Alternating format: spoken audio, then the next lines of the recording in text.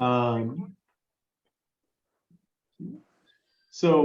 you all for coming today, calling the meeting to order. Welcome to the October 14th RCPA Climate Action Advisory Committee. My name is Ross Clendenin. I do marketing and communication for RCPA and SCTA. And since we have some new faces today, and the last time this committee met was actually back in July, I'd like to do some intros, but before that, just very briefly like to remind everyone the purpose of this committee, which is basically CAAC members work with RCPA staff to develop and implement GHG reduction programs and measures in Sonoma County. So this will include reviewing and considering materials, proposals, ideas, and concepts introduced to them by RCPA and jurisdiction staff. 2 representatives are chosen by each RCPA board member from their respective jurisdictions. The CAAC does not take official votes or make direct recommendations to any hearing body and consists of stakeholders representing a diversity of viewpoints and areas of technical expertise. And so with that, I'd like to do some introductions, and I will go by jurisdiction. And Cloverdale, I thought I saw Jane on here. Just like to give a brief introduction. Yeah, thanks, Ross. I was trying to get that county logo off of there so it wasn't confusing. And so yeah, I represent Cloverdale, Jane Elias, and I think I'm the only one right now. Still have been for a while. So welcome, everyone. Thanks, Jane. And do we have anyone from? Do we have Judith from Katati? No. And Healdsburg. I'm on Hi. the phone. Oh, sorry. Go ahead, Deb. I can't see anything right now. Go first. Okay, Ty, I'll go first. Okay, my name is Stephanie Turk, and this is my second meeting, so I'm also kind of getting to know everyone's faces. I wanted to say briefly that my background is in ecology, evolutionary biology, and energy conservation, but I currently don't work outside of raising my 2 little kids who are my climate inspiration. So I'm really happy to be here and be able to lend my voice and be with you all. And my name is Ty Benoit, and I'll be on the screen soon. I'm just on the phone because I'm getting home. And so I'm the other representative from Healdsburg, and I'm a retired historian, but very interested in climate issues and active with a lot of different organizations in Sonoma County and nationally. Thank you. Thank you. And then for Petaluma, I believe we have Pete Gay. Hi, that's my rooster. I'm Pete Gang. I am an architect by trade. I have been active in climate issues for the last 6-8 years. And of late, I've focused my energies and attentions on the transportation part of the big climate puzzle, mostly focusing on Petaluma. Thank you, Pete. And I believe we have Shirley Johnson for Roner Park. Beverly Shore. Beverly Shore from Petaluma. Yes, I'm Beverly. I also represent Petaluma. I've lived in Petaluma for 12 years. Before that, I lived in San Francisco. I'm now retired, but during my career, I was very instrumental in the outdoor industry to bring recycled fabrics to the industry. So we took a lot of plastic bottles out of landfill during my tenure in the industry, and now I am actively retired and doing what I can in my community regarding climate. Thanks, Beverly. And now Roner Park. Thank you, Ross. I'm Shirley Johnson, resident of Roner Park. I am a part-time educator and co-chair of the Climate and Energy Committee with Sierra Club. Glad to be here. Thank you. And then for Santa Rosa. I'm from Roner Park as well. Oh, keep jumping the gun, sorry. Thank you. Julie Royce. I work in the renewable energy industry and I live in Rohnert Park, and I'm happy to be here to help, just bring that change that is so needed and that bold action that we need right now. Thank you. And Santa Rosa, I wasn't sure that I saw anyone. So moving on to Sebastopol. Not today. And Town of Sonoma. Yeah, hi, David Leland here. Again, I've been getting more and more active on climate issues. Have been working on quantifying greenhouse gas emissions using both of the protocols that are mentioned in the report that the RCPA has out, and having good success getting responses as a result of that. So I'm continuing to work on that and then trying to implement some of the things that have emerged out of these inventories. Thank you, David. The Town of Windsor. And County of Sonoma. Corsi's district.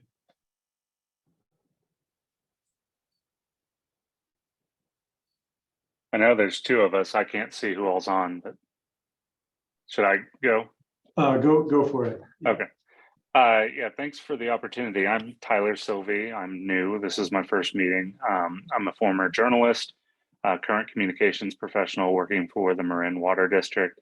I'm really new to this kind of work because in journalism, advocacy or advisory roles are frowned upon. It's a potential ethics issue because you might cover the deal, but I've long recognized the importance of addressing the climate emergency. Grew up in Ponca City, Oklahoma, where we oriented ourselves based on the refinery smokestacks on the south end of town.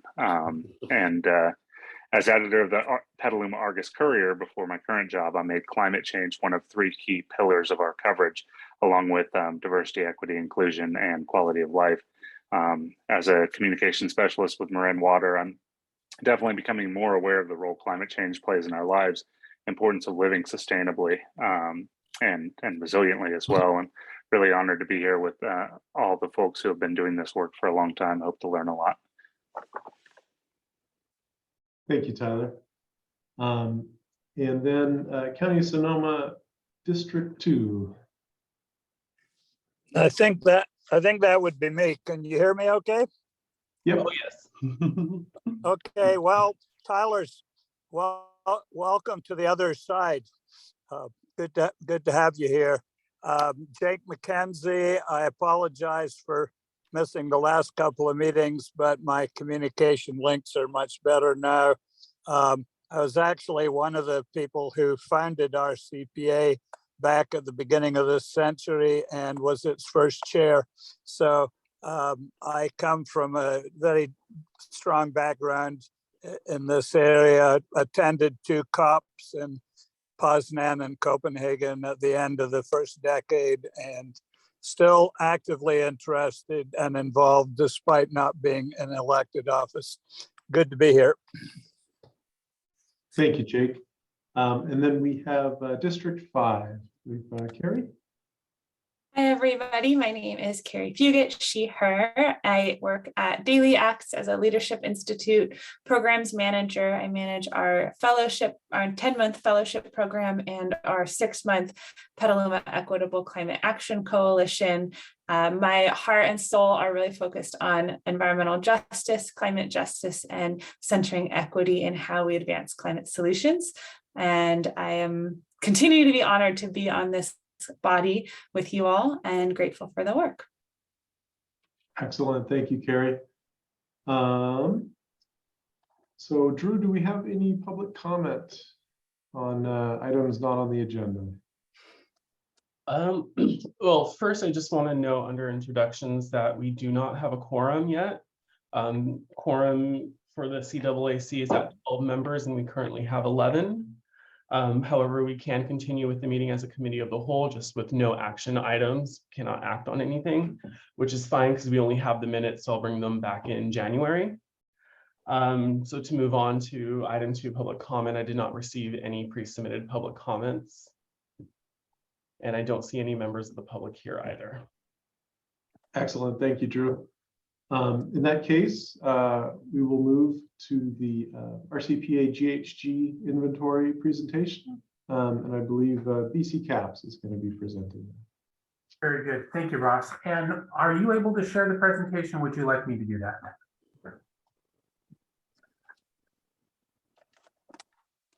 I'll do it. Drew's got it? Okay. Oh, wait, sorry, wrong button. Oops.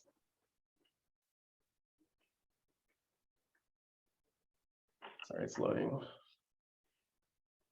Sorry, Drew, I'm happy to Actually, I don't think it's, I don't see it in the folder. I'm sorry, BC. I'll grab it right here. I apologize.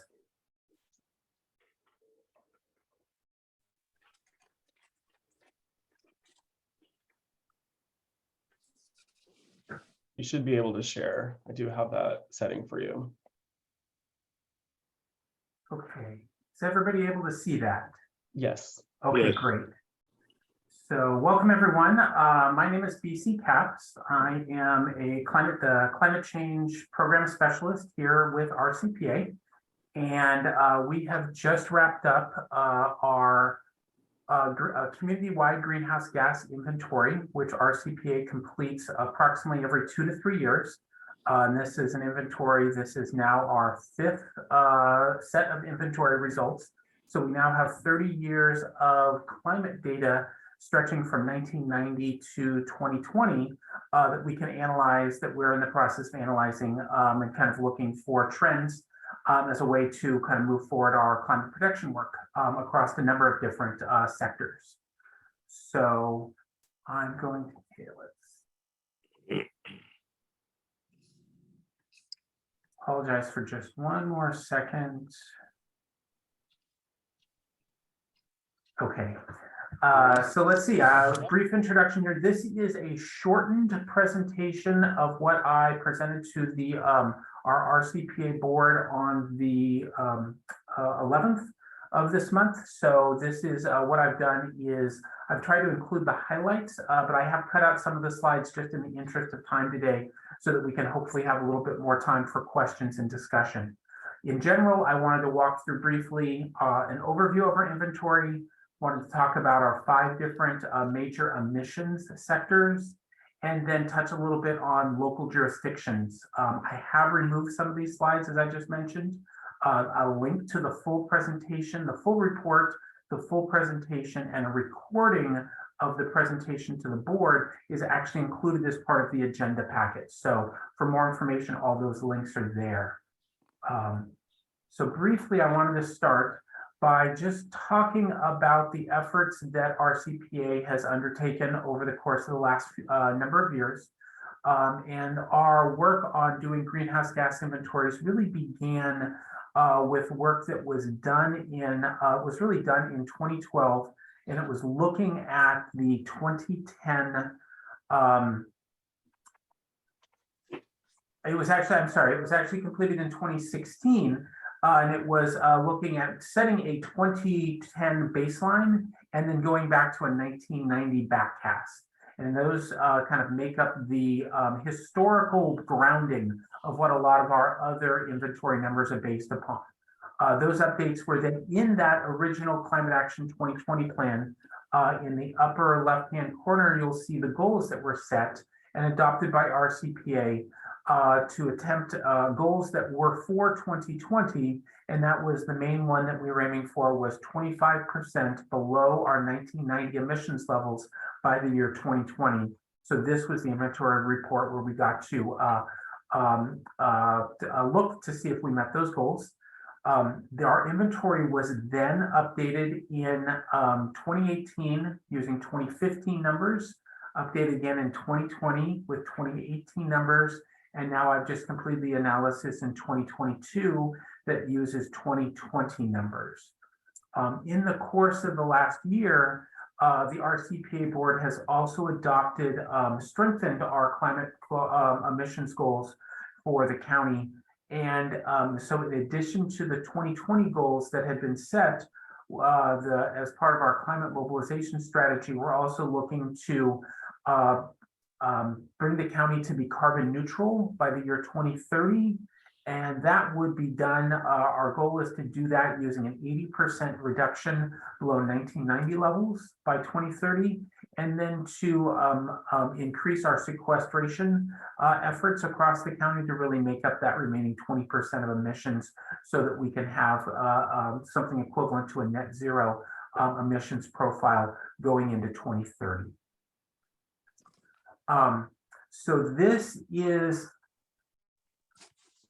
is a snapshot here of our 2020 numbers from the inventory. And what this really shows, so our current 2020 emissions really are at about just over 3 million metric tons. The trends that we've seen in previous years continue to be very similar. The bulk of our emissions are in transportation, specifically on-road transportation. And the next kind of a major emission sector is the building energy sector. There's also, of course, emissions from both water, solid waste, and agriculture, but really our past focus and our continued focus, at least in the short term, is really trying to zero in on the building energy emissions and the transportation emissions, because those are both sectors that we have kind of a ability to directly impact with our work both at the regional, at the county level, and then working individually with each of the incorporated jurisdictions throughout the county. This slide here then starts to show some of the trends that we're seeing from looking at the 1990 numbers through 2020. And what you can see is it's a distinct downward trend. So this is for the positive. Our goal was to reach 25% reduction by the year 2020. We're currently at a 23% reduction. So although we haven't met our stated goal of 25%, it's really close, and it just shows the dedicated effort that everyone everyone at an individual level, as well as kind of organizationally, and all the organizations throughout the county have been kind of chipping away at this goal. And as you can see, though, the one other thing I wanted to point out on this slide is you can see the bar that has been drawn in for 2030 as at the 80% goal. And you can see what an incredible effort that will continue to be for us as we kind of look forward and kind of think about implementation plans for the next 7 or 8 years as we move forward. I wanted to zero in on just a couple of the sectors very briefly. First, wanted to look at building energy emissions, and wanted to show that, or wanted to kind of see that the between electricity and natural gas, the majority of our emissions in the building sector is really coming currently from natural gas usage for space heating, both for space heating, for cooking, for water heating. The majority of those appliances kind of for our natural gas. And the electricity numbers, well, overall, what we're seeing here is a 49% reduction in our greenhouse gas inventory, our greenhouse gas emissions from 1990. So nearly a 50% reduction. The majority of that is coming in the electricity subsector. And the majority of that, kind of the credit that we want to give, is really is tied back not just to the work that's being done on building kind of decarbonization and energy upgrades, but also really because of the incredible effort made by Sonoma Clean Power to really provide much cleaner default energy, electricity for Sonoma County residents and jurisdictions to use. So really the building energy sector is really, this is a major success for us as a county, and really want to give the props to Sonoma Clean Power for really kind of making this happen. And the staff here at RCPA as well as the county's Energy and Sustainability Division are continuing to work very closely with Sonoma Clean Power to continue to figure out, hey, how do we make that next step with looking at the natural gas emissions, and how do we make that next step to really basically continue to upgrade appliances, major appliances and heating and cooling systems in people's homes to ratchet down that natural gas component. One other aspect here that I think is currently going on that a number of jurisdictions are also looking at is the ability to use all electric reach codes to really push for new construction that does not have natural gas connections. So that's another, on the new construction side, that's really kind of where things are aiming. Switching really quick then to look at the transportation sector. So this makes up nearly 60% of our overall emissions. This sector has been the top sector for each and every year that we've done the inventory. As you can see, we've had only a 1% reduction in transportation emissions from 1990. There's much more travel that's being done now, many more vehicle miles traveled, but fuel efficiency has also gotten much better over that time. So in the end, we're seeing a bit of a balance there. When we look at the numbers for 2020 compared to 2018, we are seeing a 16% reduction. So that's a great on its face value. I want to admit though, and I want to admit that this really is directly, we think is directly attributable to reductions due to COVID. And so we have some analysis that's been done really that shows the direct impact of COVID, and now will in the short term and the stay-at-home orders and basically the kind of the economic slowdown that resulted because of that. We'll now be watching these numbers very carefully, both for transportation and in some other areas, really to look to see, are those changes that have happened to society because of the COVID-19 pandemic, are those short-term changes, or is any of that change really kind of lasting change? So we obviously know that there are short-term reductions due to COVID. We're not completely unsure. We're still unsure about whether the long-term impact is going to be. And then this is the last kind of highlight. Oh, well, there's two more slides I wanted to show. When we look at emissions per this slide breaks down emissions per jurisdiction, and not just total emissions, but this shows per capita emissions. So when we look at emissions by jurisdiction at a total level, we're actually seeing that the larger cities, Santa Rosa, Petaluma, have the highest amount of emissions. But when we look, and that matches very closely with a higher population equals higher emissions. But when we look at a per capita basis, we actually see a slightly different story of where it really starts to show some of the, it normalizes the data so that we can compare results across jurisdictions. And it also shows some of the benefits that I think are manifest in more urban settings.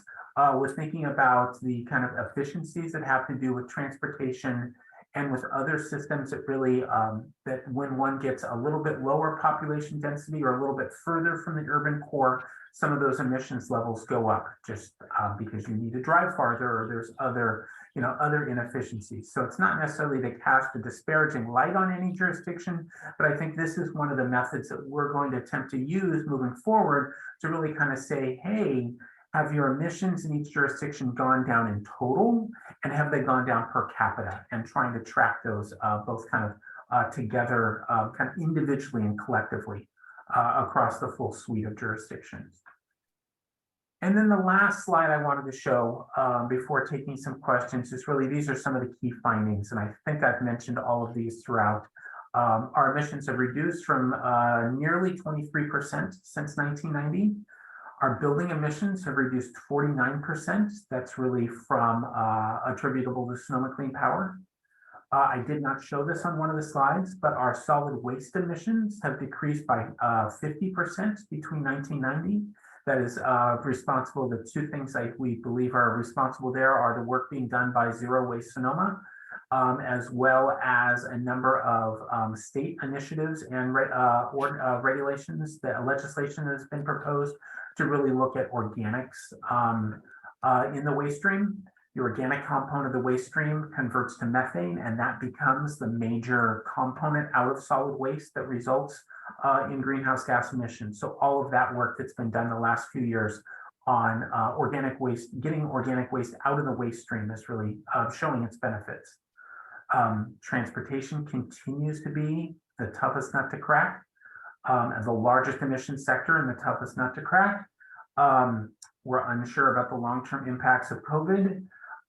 And to meet our 2030 goals, we have the capability, we know what those targets are, but it's going to require kind of really additional large-scale decreases in our emissions, as well as large-scale increases in our looking at additional opportunities for sequestration, either through natural sequestration of forest lands, or also looking at some technological solutions that are starting to be developed and come online that may be available for kind of emissions, for sequestering carbon. Those are all of that was the slides that I had prepared for today. Let me go ahead and stop sharing. I want to open it up, and then I had, and actually just before we start to go to questions, I realized I have a couple of, when I gave this presentation to the board, there were a number of questions that were asked. And I've been slowly working through, as part of that presentation, a number of things that were asked as part of that presentation. I have a couple of answers of things that were asked specifically by members of this committee, even though that was a different meeting. So I just wanted to mention just really briefly, there had been questions that had come up at that about, so our inventory, this is what's known as an activity-based inventory. There's also a complementary type of inventory that is known as a consumption-based inventory. And the question was raised whether or not RCPA was going to be looking at that in the future. I think as far as that is not something that I think is high priority on our kind of list to do. And I think that we are going to continue to evaluate that. We know that consumption-based inventories show dramatically higher levels of emissions. I'm not sure how much more additional information they would give. We know the levers we need to pull. And so it's something, consumption-based inventories is one of the items that kind of has continued to come up. There was one other question that had come up in part of that discussion around the natural gas calculations and whether or not we're actually looking at any, adding in an additional factor having to do with leakages from natural gas. And that's actually not part of the analysis at this point. So because those questions had been asked specifically by members of this committee, I wanted to touch back on those kind of before I wrapped and opened up. So I'll pass it back over to Ross, and you can help lead us through the discussion. I'm here to answer any other questions. Yeah, thank you, BC. Pete Gang has a question. Thank you. And thank you, BC. And I'm glad that you preemptively caught the two comments that I was about to make. And I would suggest that even though consumption-based emissions are not within the purview of the tools that you're using, they're not within local control, I think it would still be helpful for everybody to at least bear in mind that the consumption-based emissions are real, and they are larger than all of our activity-based emissions. So, it would be useful to just mention that we are intentionally, consciously omitting the largest source of our emissions. And then natural gas, yes, on a year-by-year basis, natural gas has about 150 times the heat trapping potential of CO2. So it's incredibly powerful. And I think it would, even though it may not be in the scope of the tools that you're using, I think it would be helpful for everybody to understand that the reason natural gas has such a bad name these days is not due solely to its CO2 emissions. And the other one that we are intentionally omitting is the emissions that result from the airline industry. So thanks for that. And I don't take any of those as criticisms, just suggestions. Thank you, BC. Very good. Thanks, Pete. Thanks, Pete. Next up, we have Shirley Johnson. Thank you. Thanks for your presentation, BC. Yeah, I am writing on that too about the emissions calculation. So I wish we would have a standardized set of how we calculate our greenhouse gas emissions. And that's just a comment there on my wish list for maybe the state of California, for maybe the world, I don't know. The other thing is, you know, do we measure that when we're talking about solid waste? Sometimes we export our solid waste. How do we measure that? Specifically, the solid waste numbers I get directly from Zero Waste Sonoma, who collects those on an annual basis from all of the haulers. I do not know, and I believe it is based upon tonnage of solid waste that is deposited at Sonoma County landfills. So there is a question. I don't know at this point if there is waste that's being exported, but at least those raw numbers I'm getting directly from solid waste or Zero Waste Sonoma. And I see that Tanya just raised her hand. She may have some more information directly on this. Yeah, BC, I think, and we could go back and confirm, but I'm fairly certain that the data that we get from Zero Waste Sonoma includes waste that's taken to other landfills. So it's not just the Sonoma County landfill. So we are including that exported waste, and then the transportation emissions would be accounted for as part of our transportation sector. So we don't currently have a way to break that out and attribute those transportation emissions to the solid waste related emissions, which might make sense or be a good thing to do so we understand that full picture. But we are capturing, and we can confirm this and let you know, the waste that goes to other landfills outside of Sonoma County.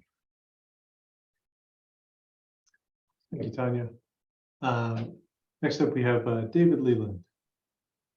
Hi, BC, thanks so much for putting this together. I think it's really great to keep the momentum going on these regular updates.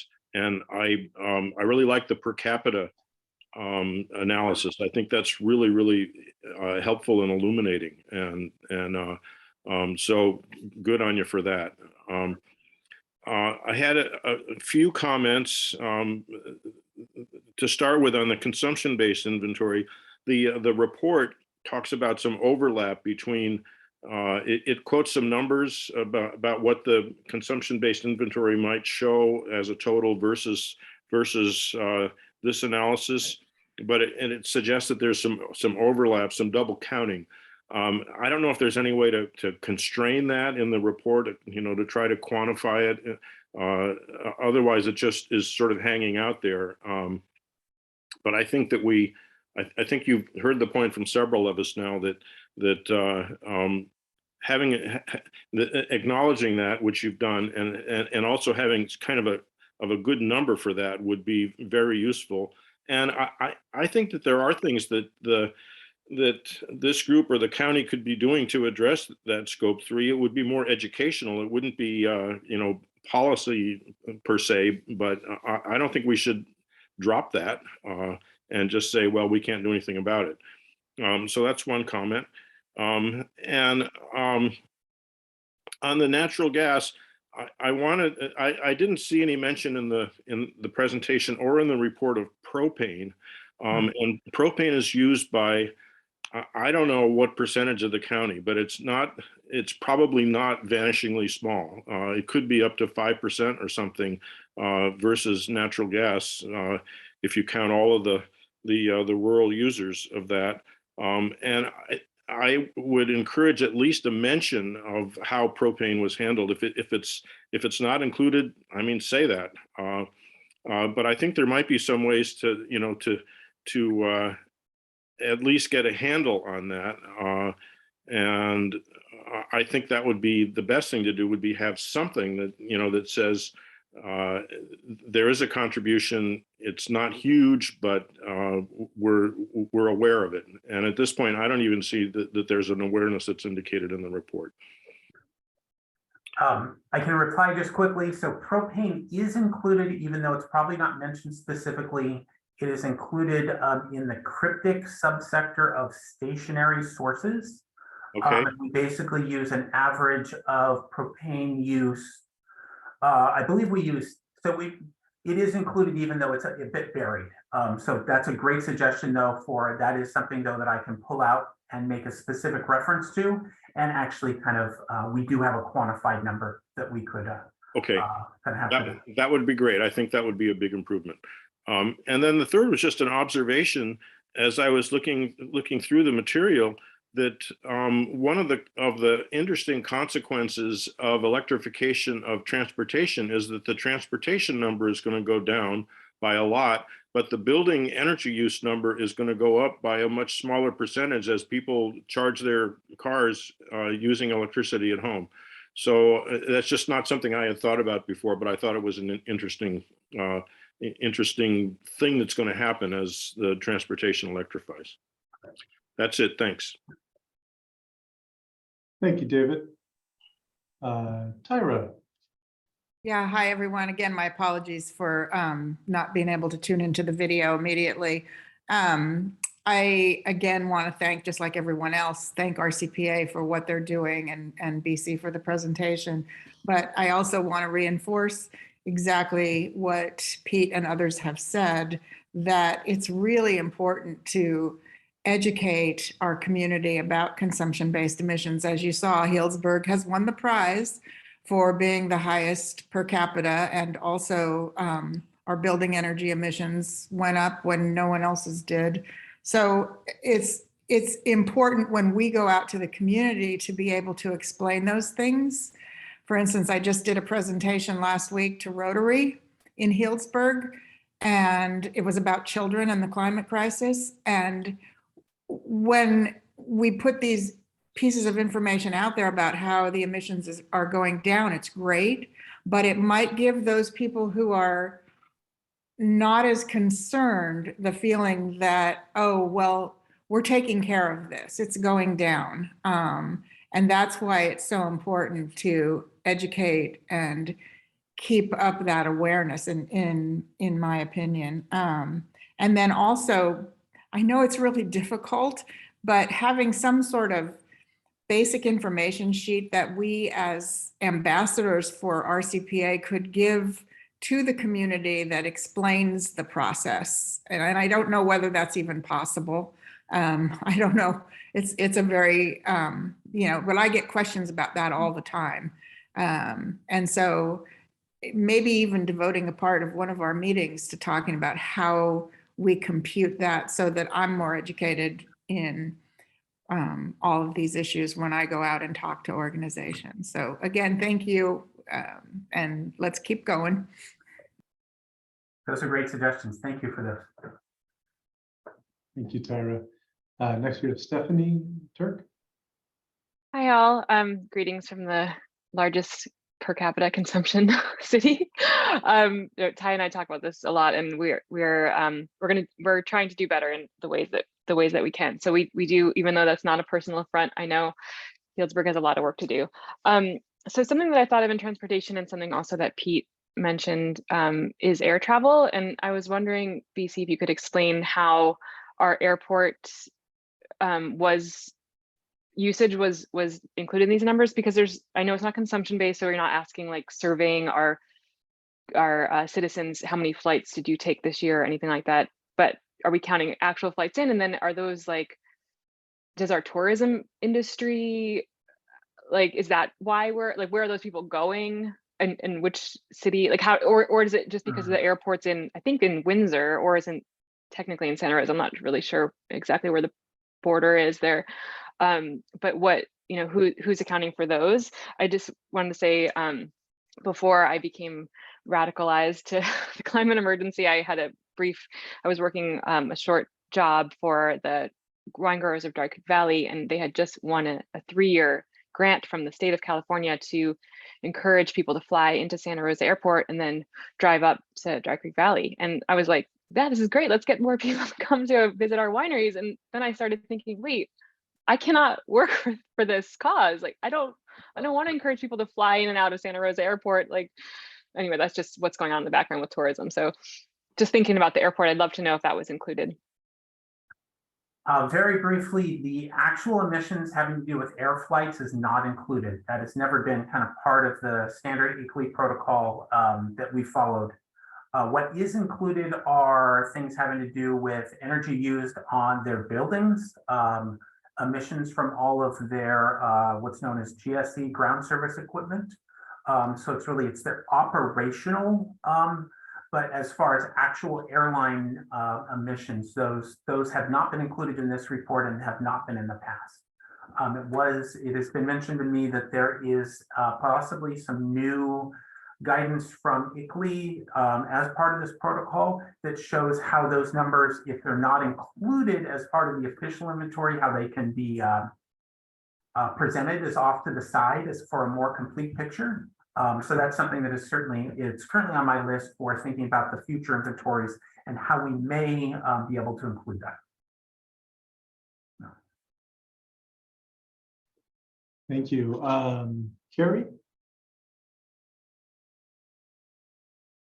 I first also want to start with enormous gratitude. This looks like a lot of work, and I really appreciate how it was presented. The first slide in particular of the trends over goals over time and kind of the framing up. And I think I still feel like I'm organizing my thoughts a little bit on all of this, but I'm really resonating too with a lot of the comments of framing up that larger dashboard. Page 32 in your appendix is actually super helpful for me because you just have those 4 bullet points of what was not included.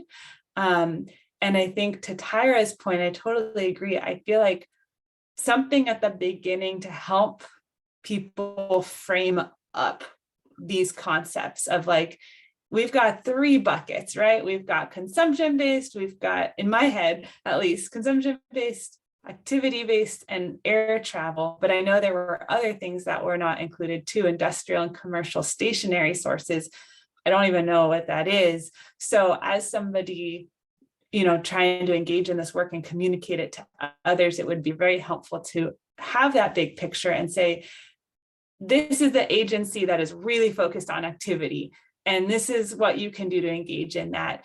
But we've also got consumption-based, and that's also a very empowering dashboard to at least acknowledge, because that's where individual actions have more ability to change. It can also shame and blame people who can't take those individual actions. So naming both sides of that coin. But I think having that larger dashboard up front will help create a mental framework for our county to have a lens of when we're making decisions, understanding. And I think I'm glad you did a consumption based in 2015, and it sounds like those will be done again for 2020 and shared when available. And I'm curious when those will be available, but I'm glad they're still being done. And I think highlighting those would be great. And then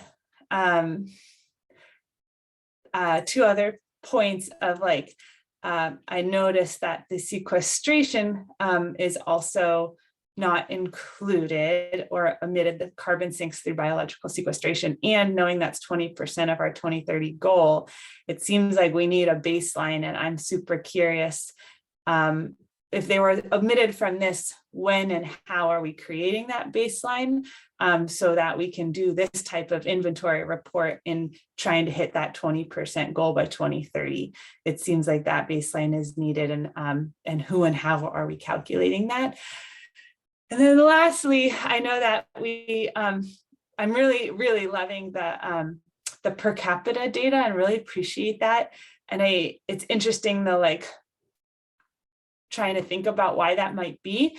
And I just want to lift up that it would be really interesting to overlay that data with how wealthy different communities are, because it's pretty well known that there's a direct correlation between wealth and GHG, and that wealthier folks, even green wealthier folks, have bigger carbon footprints. And it looked to me like our wealthier cities were at the top of that list. So in addition to rural versus more developed areas, I'm super curious about how wealth overlaps with that as well. I'll just share this really powerful article that I've found on the topic. But I think helping distinguish that not everybody's carbon footprint is equal in our community is important to put responsibility where it needs to be. I'll touch on those really quickly so that we can keep moving. I believe you referred to the consumption-based inventory that was done previously. That was work that was actually, as I understand, that was work done by UC Berkeley. That was a statewide or a Bay Area regional analysis, and we extrapolated some of those results to Sonoma County, but we did not do our own consumption-based inventory. So I will look into whether that work is going to be done by UC Berkeley again, and how we could leverage that work. Secondly, on the economic data and overlaying economic data, thank you. It's a fantastic suggestion. I also, since Healdsburg has come up multiple times in this, I want to also acknowledge that when these results were revealed, or when these were presented first, it has been the staff from Healdsburg who has been most in contact with me on a nearly daily basis, digging into the numbers, trying to figure out what's going on, where can they make the improvements. So I want to give props to the staff at Healdsburg directly, because they truly reached out to me directly, and I've been working with them. And the final point on the sequestration potential, that is absolutely a key issue. I know that we have Anna Yip here from the county's Climate Action and Resiliency Division. And I know that there is a project that is slated for the upcoming year that will look at some of that, and maybe since I see that Anna raised her hand, I assume that that's what you were responding to. Maybe you could jump in really quick before our last questioner. Yeah, totally. Hi everybody, sorry for hopping on late. I wanted to just jump in and say that there's been a group of us, Tanya being one of the main players, alongside Misty Arias from the general manager over at Ag and Open Space, and a couple of other staff, Allison, who's a big, I call her the GIS queen at Ag and Open Space, although that's not her formal title. But anyways, there's been a group of us who have been pushing forward a project that's still in the early planning phases of doing, Carrie, I think just what you outlined, of a baseline. What is the carbon sequestration current status baseline, and what is the potential? And that we're looking at doing countywide across the entire Sonoma County. And we do already have some funds set aside to do this. We're still questioning as to whether or not it'll be enough for the amount of work that needs to be done. We're, starting to pull together an RFP, and it's a pretty big lift, a lot of data that needs to be put into it, and a lot of pulling together pieces that already exist. So anyways, if anybody on the call too is interested in that, or has any background or work in any of the veg management stuff that's been going on at the county, I'm happy to chat more in detail with you all about that. And also too, I had also raised my hand because I wanted to really echo Carrie's point too about the inequalities that are associated with GHG emissions, especially when we do consumption-based ones, and wanting to especially if we do give a strong focus on consumption-based, also giving a really strong, I don't want to say argument, but explanation around how the burden can't fall on the underserved and under-resourced communities, not just because they tend to emit less, but also because it's not fair to put the burden on them equally as to everybody else across the board. And thank you, BC, for all of your hard work. I know this was not an easy lift, and so I'm so grateful for all of your time that you put into this. Thank you, Anna. And then we have Jane Elias. Great. Thank you, Ross, and thank you, BC and RCPA for all of the enormous work on this. I love to see this report come out every few years and really appreciate the breakdown by jurisdiction that on this one. I think it's really telling to be able to look at it, but then also to have that roll up countywide. But jurisdictional wise, to have that scorecard and broken down by each of the sectors, really appreciate that to be able to study it and see where each can do better. The one question I do have on slide 8, BC, you had a state stat and I think a national stat, and I didn't see any explanation in the report at all, but I was just kind of curious, are those stats kind of an apples to apples of what we have for our GHG emissions? Are they based on consumption? Are they activity? Do you know? I don't have the slide up right now, but that's a comparison of looking at just what the state averages, national averages for GHG emissions. It's a good question. I don't know if that's a true apples to apples comparison. Those are kind of the, I will look into that because I know those are some standard metrics that we kind of refer to, but I have not dug into really understand what's exactly included in those. Okay, thanks. And then on the carbon sequestration element, great, we're doing a baseline. Actually, this might even be more of a question for Anna, but for the work that's going to be done a little bit later and I know for many of our jurisdictions here, we don't have nearly the opportunity of carbon sequestration, but I was wondering when the baselines are going to be put together, is that something that's going to be looked at throughout each jurisdiction, or is it just simply really going to be county-wide and not broken down? Oh, I just realized my hand was still raised, sorry. That's a great question that we haven't formed an answer for yet, although that's great input and the sort of thing that I'd love to hear as I'm forming and as we're putting together the RFP. That can be a consideration that we include. If that sounds useful, definitely an element we can overlay onto the ask that we're putting out there. Excellent. Well, thank you everyone for the valuable comments and feedback. And just to reiterate, we do have the full inventory and presentation are in the agenda packet. And I'm sorry, Tyra. I just am curious, just again, so I can field questions about this. Why was the decision made, or is there a reason or something to not include airline emissions in all this? I'm just curious about that. So again, if somebody asks me that question, I can respond to them. My understanding, and I can let Tanya chime in as well, my understanding is the thought that airline travel is not something that is directly controllable by local government or local organizations. It is airlines, they are corporate entities that are outside of the control of local government. And so that there's not a lever there. And in general, we follow the ICLEI protocol, and that protocol has kind of designated from its start that those emissions were excluded and that they were optional to add off to the side. So in doing this current inventory, I really kind of followed the patterns that have been set from the previous inventories. Even though I do need to look into how, if there is kind of new guidance and for how to produce that.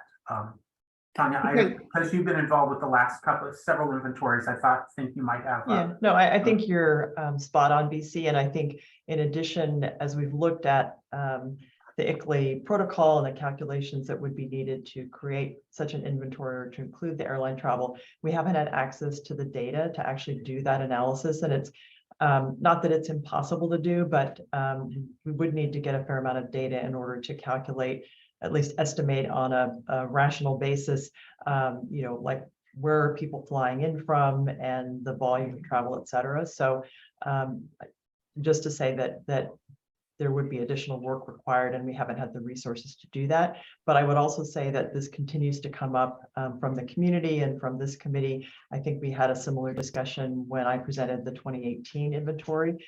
And so we'd just like to acknowledge the excellent feedback on both the airline emissions and the consumption based. And, rest assured that BC and I will take this feedback back, and discuss it with our staff here internally, as well as with our board, and look at, what we can do in addition for the next inventory, because we definitely hear the feedback and want to be able to respond. So thank you all. I just wanted to add one final comment about that, because the last time I flew, obviously the airport is under great expansion.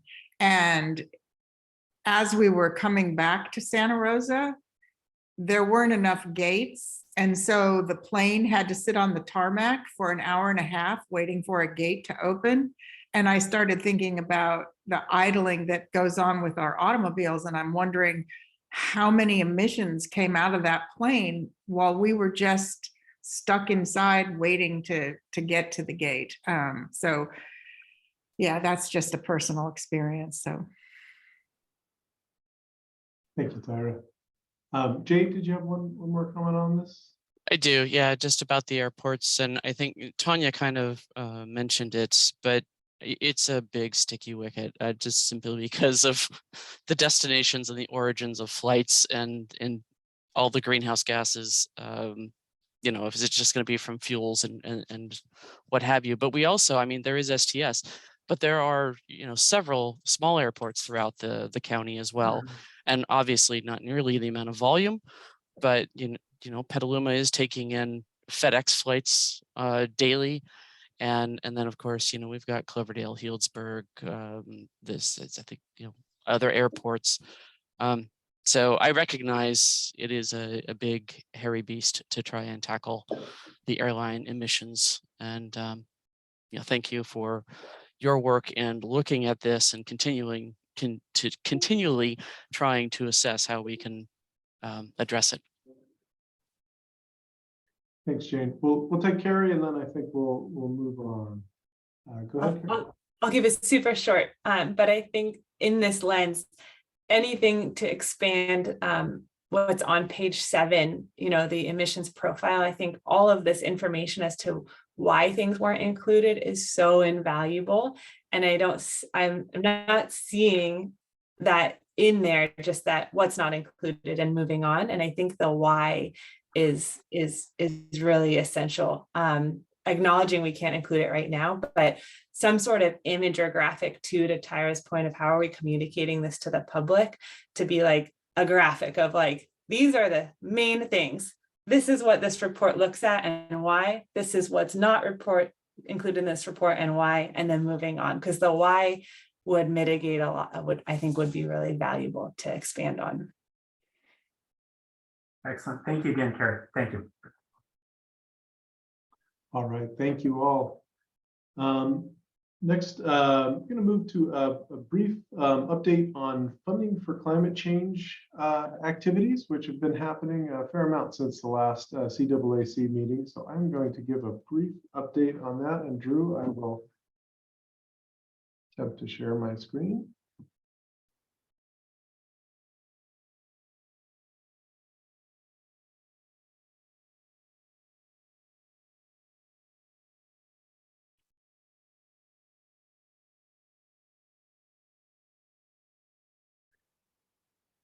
Yeah, do I need to switch? Yes. Thank you very much. Awesome. We're in order. Okay. Thank you. I'd like to give a brief update on the funding for climate change ad hoc committee activities. A fair amount has been happening, as I mentioned. First off, we're very happy to report that Senate Bill 852 was signed by the governor last month. This legislation designates RCPA as a pre-established climate resilience entity and will allow climate action funding from previously unavailable sources. Also want to note this was Senator Dodd's bill. It also gives RCPA another first, which is the first climate resilience district in California.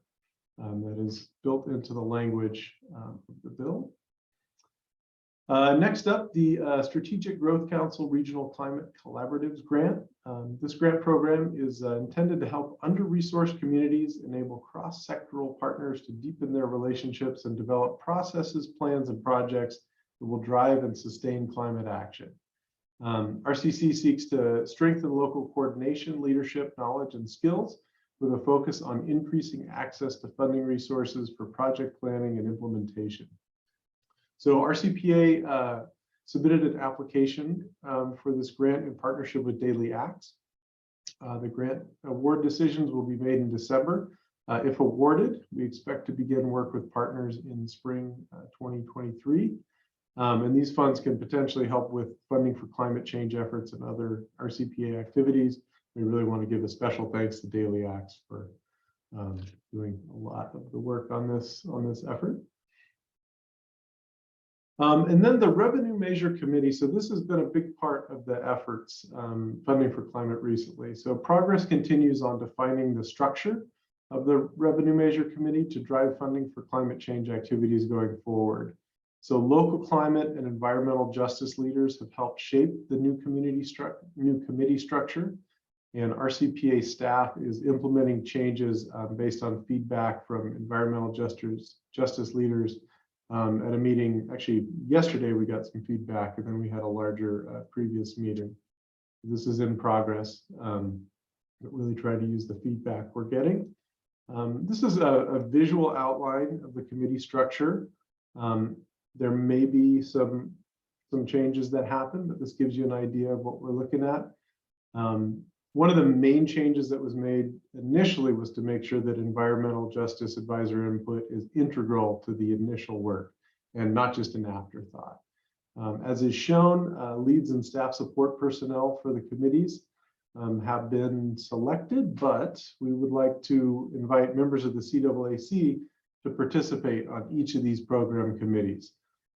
So there will be a community event on December 14th to share the structure with the community and invite broad participation on the various program committees. And we will be reaching out with some more information on this event soon. And just the final structure and charter as it's solidified. Public engagement activities since July have included presentations to local groups and tabling events. You can see some of the list of presentations above, and this presentation was, for the most part, the Sonoma Climate Mobilization, a call to action, which is kind of the kickoff to the funding for climate activities going forward that we did initially in April, but kind of customizing it for the jurisdictions. A video project summarizing the efforts is in progress. We just got a second draft is currently with the video folks, and we should get that back soon. And that kind of summarizes the effort. And also we have an opportunity to exhibit that at the 2022 COP conference in November in Egypt. So excited for that opportunity. And then lastly, moving forward, the next steps include as I mentioned, the community meeting in December to introduce the final revenue committee structure. RCPA staff will also be on the lookout for funding opportunities to implement funding for climate change and Sonoma climate mobilization goals. And of course, we eagerly await word in December on the Regional Climate Collectives grant. And please let me know if you have any questions. Thank you for your time.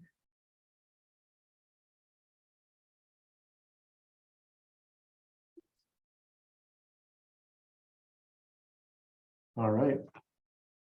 And seeing none, we will continue moving forward with report out from CAAC members by jurisdictions. So I will I'll start at the top with Cloverdale. Do you have any updates for us, Jane?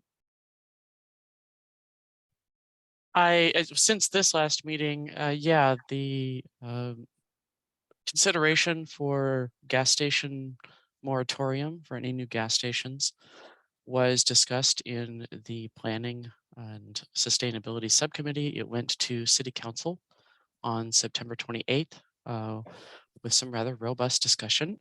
From that, it was hoping to take it to the Planning Commission, and it's moving forward slowly. I think it's going back to the Planning and Sustainability subcommittee, and it's still being considered. And other than that, not much. The city is moving forward on a number of update projects, which I had reported out on last time, regarding their infrastructure, and I think that's it for now. Thanks, Ross. Thanks, Jane. And I don't believe we have anyone from Katati. Any updates from Healdsburg? Yeah, we have a few updates. We're very encouraged by all of your help. And as you said, our city staff are wonderful and being so proactive about the climate situation. So they are presenting at the next council meeting about the climate mobilization strategy. And that's probably why they're in so close communication with you, because they're going out to the community, and it's very important to mention all that.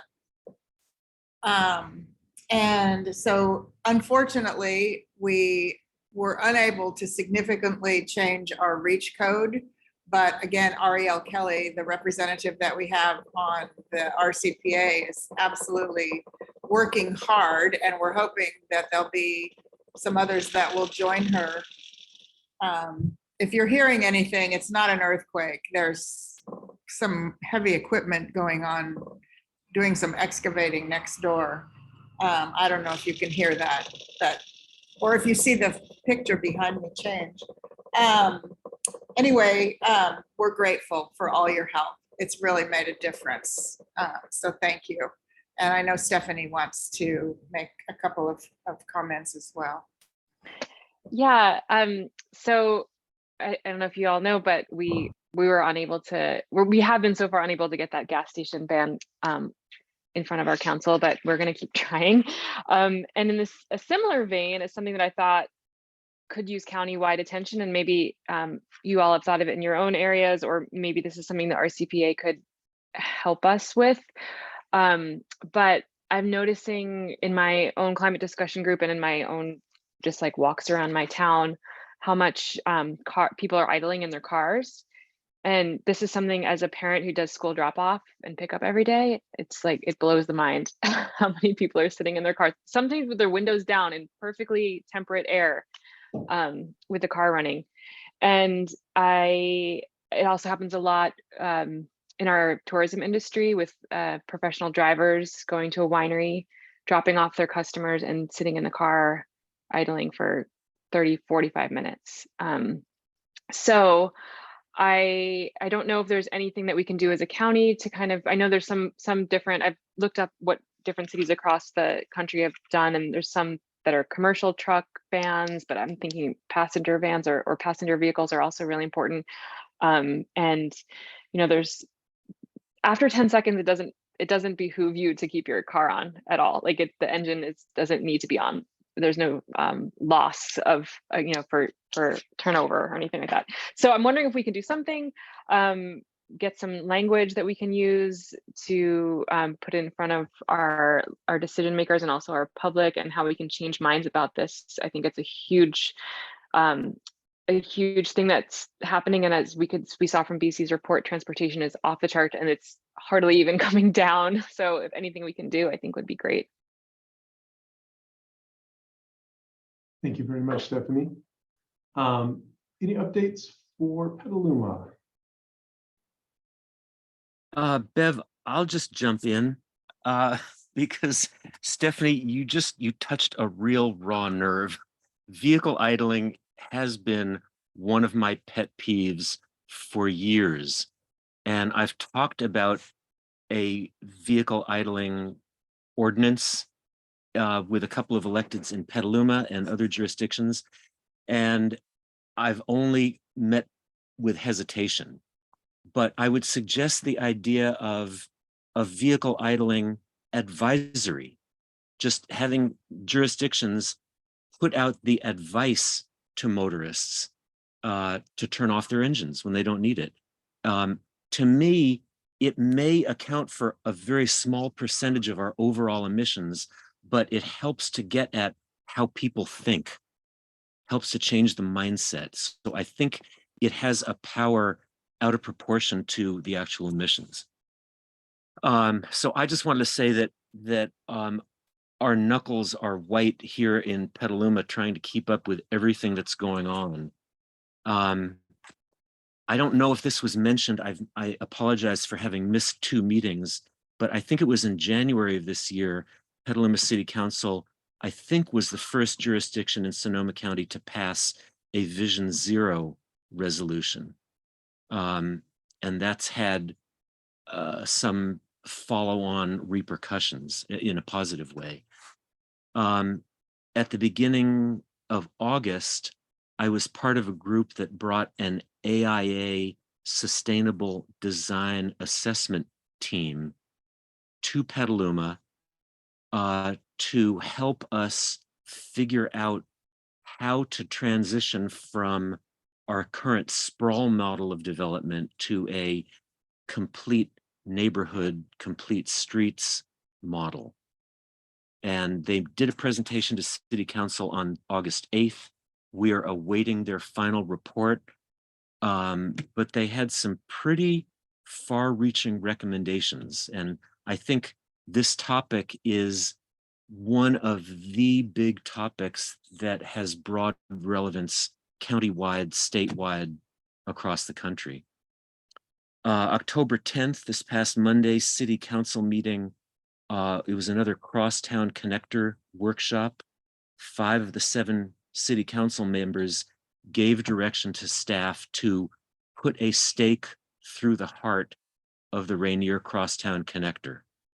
Those were Teresa Barrett's words, put a stake through the heart of Rainier.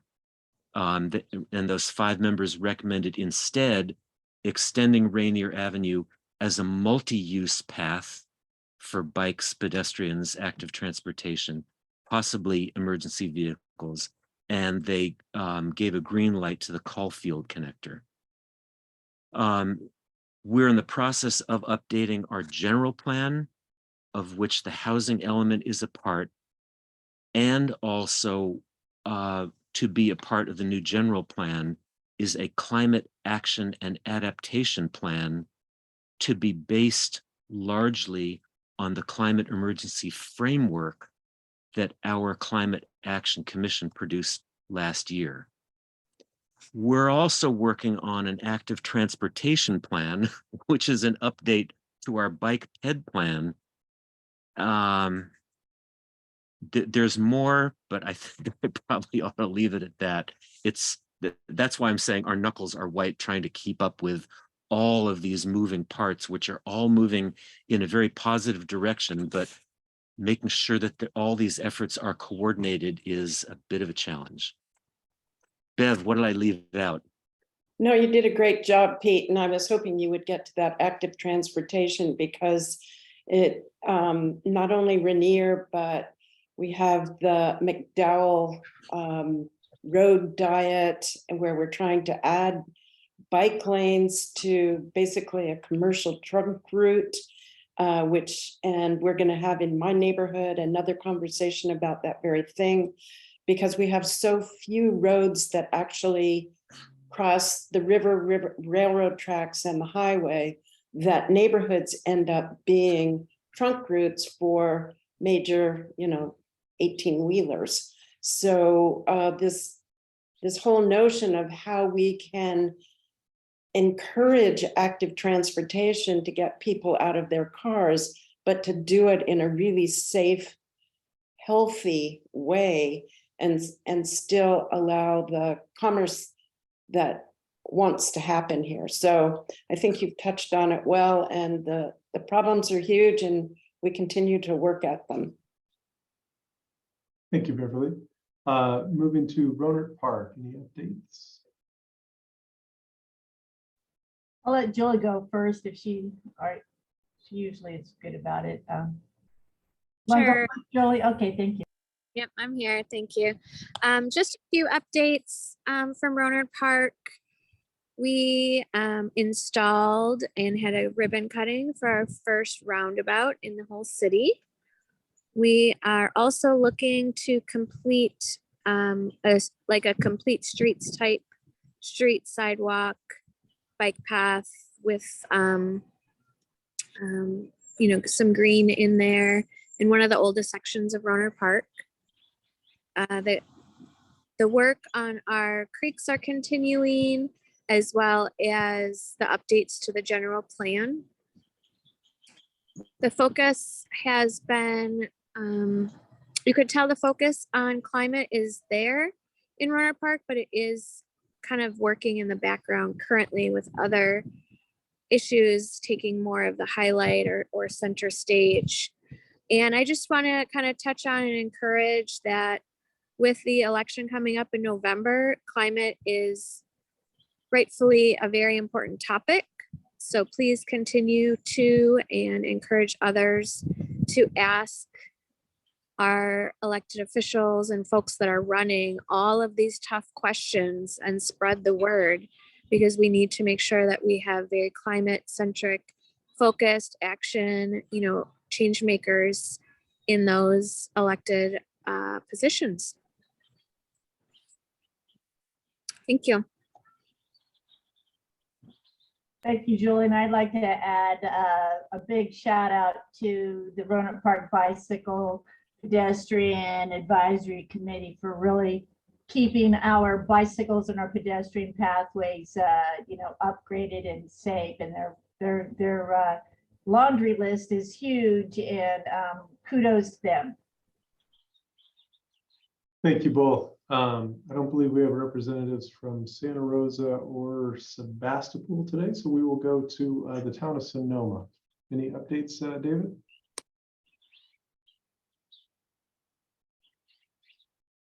Oh, I believe you're on mute.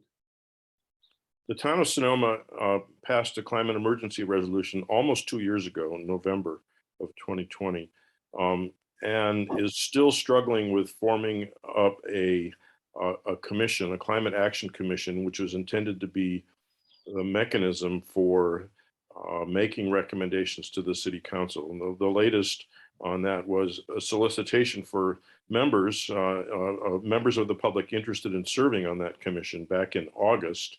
But then a decision was made at the end of September or early October by the city council that because 3 members of the city council, this goes back to the dysfunction that we've been talking about in the Sonoma City Council, because 3 members are not seeking re-election, any appointments that they made would terminate as of the 31st of January. So the decision was made not to make nominations to the Climate Action Commission, since most of the nominations would terminate as of January 31st. So that next step will wait until after the election. And so the commission probably won't be seated until sometime early next year. So that's, we're still trying to get just the mechanism in place to begin talking about how to implement a climate emergency resolution in Sonoma. Thank you. Thank you, David. I don't believe we have Windsor represented. County of Sonoma, Corsi's district. Tyler, do you have any updates for us? No, sorry, I'll be better on this front in 3 months. I did want to add a suggestion on or put out a question regarding the idling, particularly in schools, because it bothers me as well. I think Pete's right that, you know, it's really about communications and persuasion. Would anybody have a problem with, you know, me doing a pilot at Central Santa Rosa School? You know, you put out a A-frame sign and maybe hand out some fans to people just to convince them to turn off the cars, and if they're a little warm, fan themselves. Thank you, Tyler. And County of Sonoma, Rabbits District, I don't see Jake on here anymore. So in that case, we will move on to County of Sonoma District 5. Carrie? Hey, thank you. You shared most of our updates in your presentation. It's been an honor as Daily Acts to work with the RCPA on the SGC RCC grant. All of us are fingers crossed that we get that. I wanted to share this resource. I can't remember if I shared it last time, but I know we have new members here today. So I just wanted to share it one more time. The Environmental Justice Existing Conditions Report that was done in Petaluma as part of the general plan process, really, really powerful data set in terms of showing environmental burden based on census tract. It's something that I'm really hoping, and I think will be mandated when the county does their general plan update too, because they'll have to have an environmental justice section as well. And it's something that I'm hoping we have more county-wide information looking at these different burdens. Other update wise, can't remember what I said 3 months ago, but our Petaluma Equitable Climate Action Coalition, which is a model that can be used countywide for equitable community engagement, is active. We're a couple months in and we are focused on transportation. So just sharing that too. And then I just feel called to kind of dig in a little bit more into this conversation around individual actions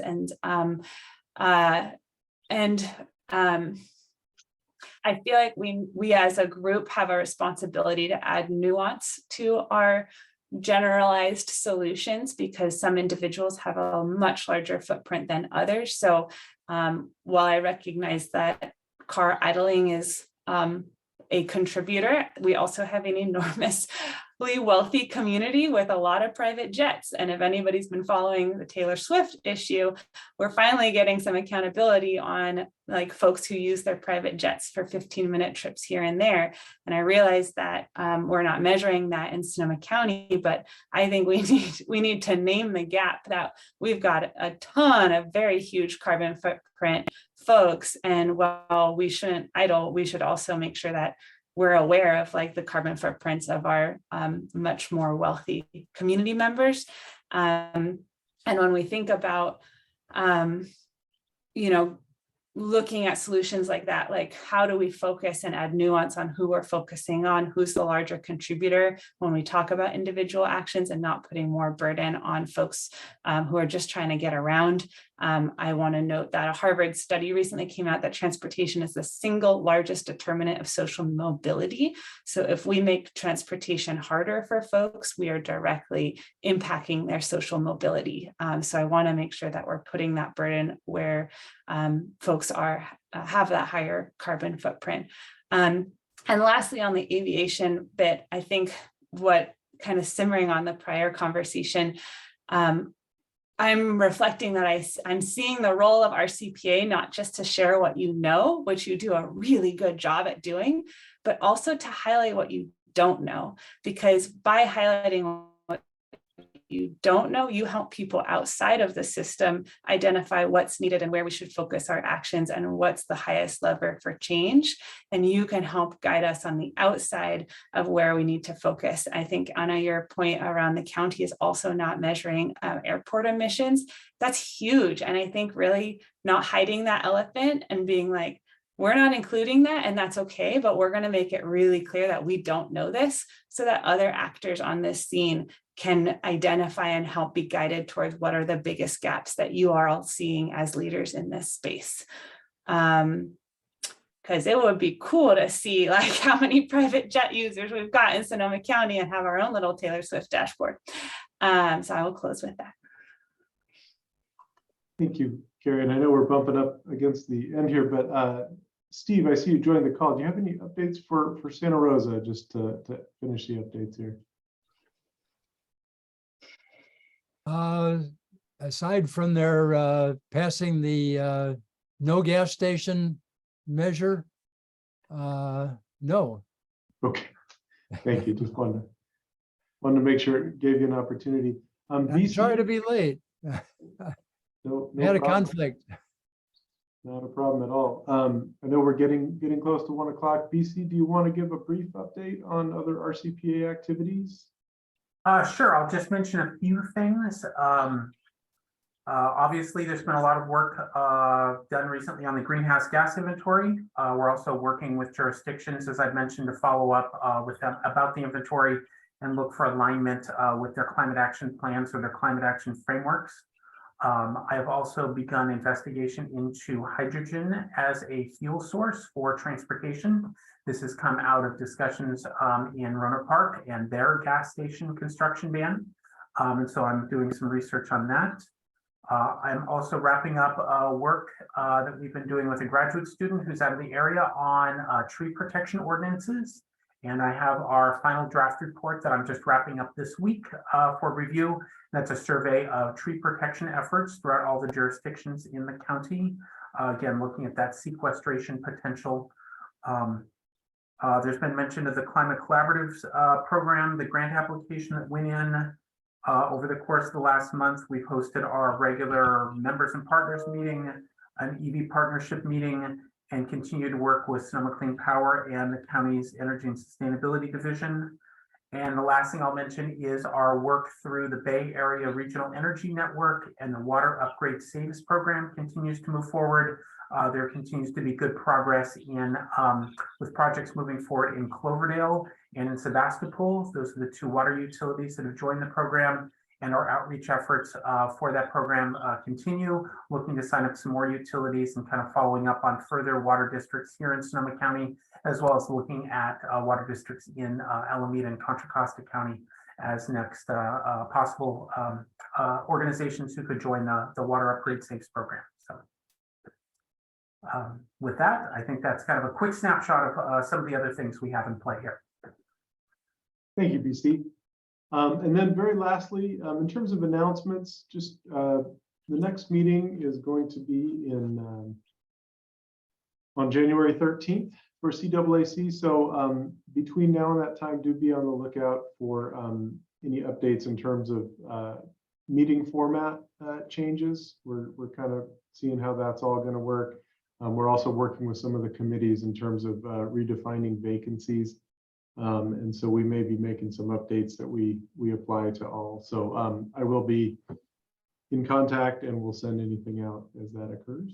And Tanya, do you have any other? Yes, thank you, Ross. I just wanted to put a quick request out there to the group and follow to Ty's comment about it being helpful to have some type of a one-page fact sheet or something around the inventory, and just to ask the group to think about ways that RCPA could better support you in terms of communication materials that would help you as you're going out and talking with or working with your community. So if you have any ideas on, whether it's specific topics or feedback on our website or ways that we could better support you, please do let us know, either via email to Ross between meetings. We can also schedule this as a bit of a discussion topic at the next meeting if there's interest. So just wanted to put that out there. I'm definitely here to help all of you in your roles out in the community. So thank you. All right. Well, with that, if there's no other announcements, I thank you all very much for your time today, and we will go ahead and adjourn for today. We'll see you in January. Thank you. Thanks, Thank you, all. everyone. Thank you.